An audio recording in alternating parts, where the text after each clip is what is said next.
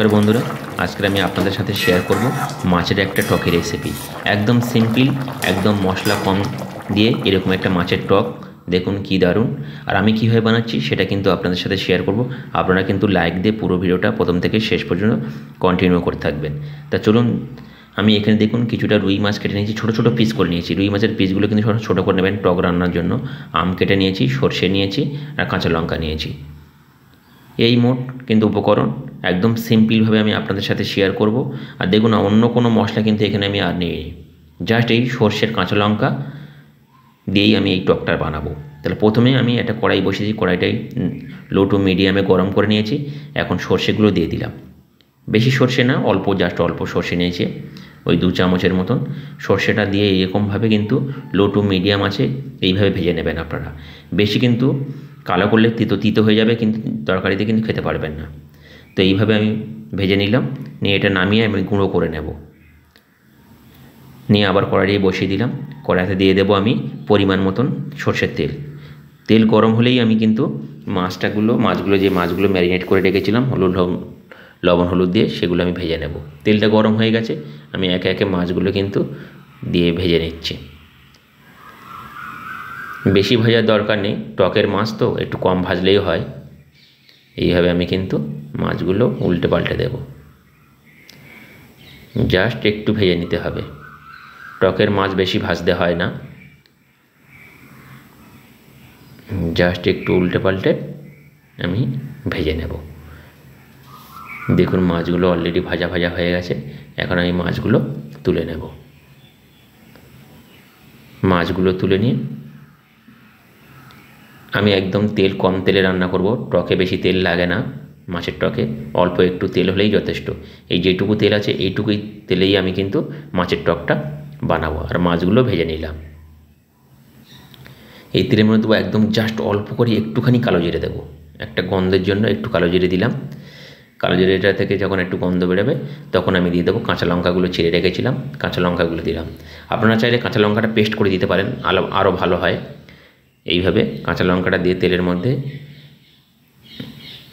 দেওয়ার পরে আমি এখানে কাঁচা আমগুলো কেটে রেখেছিলাম। একটা আমের সাইড থেকে এরকমভাবে আমি নিচে, এখন তো সব আঁটি হয়ে গেছে, তো একটা আমই যথেষ্ট। আর আমটা একটু টক আছে, তো আমার কাঁচা লঙ্কাটা দিয়ে নাড়াচাড়ার পরে একটু লবণ দেব, আর দিয়ে দেব জাস্ট একটু হলুদ দিয়ে দেব।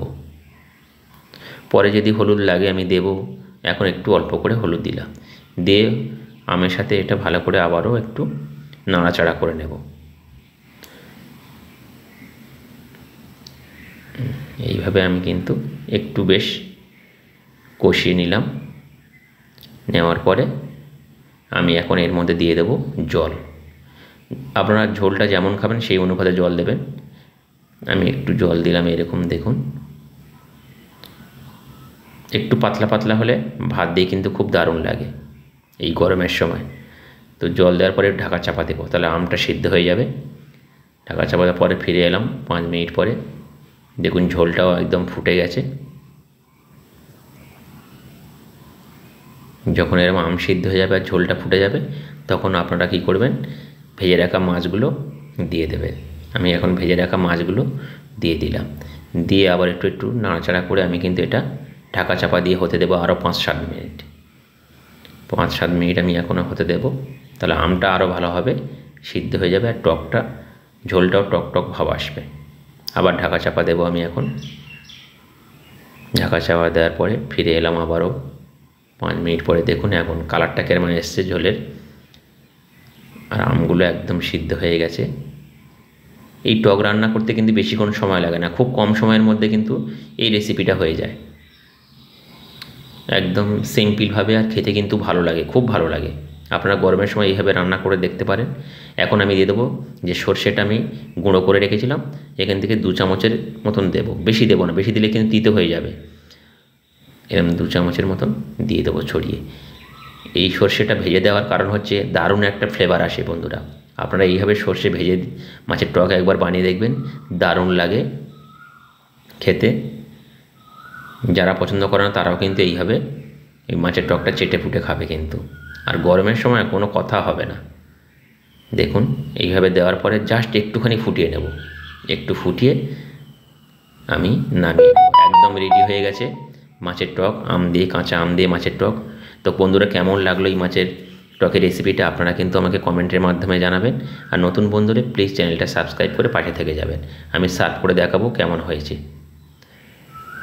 দেখুন এইরকমই হয়েছে। আপনারা কিন্তু এইভাবে কাঁচা আম দিয়ে মাছের টক বানাতে পারেন। আমি রুই মাছ দিয়ে বানিয়েছি, আপনারা কাতলা মাছ, যে কোনো মাছ দিয়ে বানানো যায়। বাই বাই, টাটা, সবাই ভালো থাকবেন, সুস্থ থাকবেন।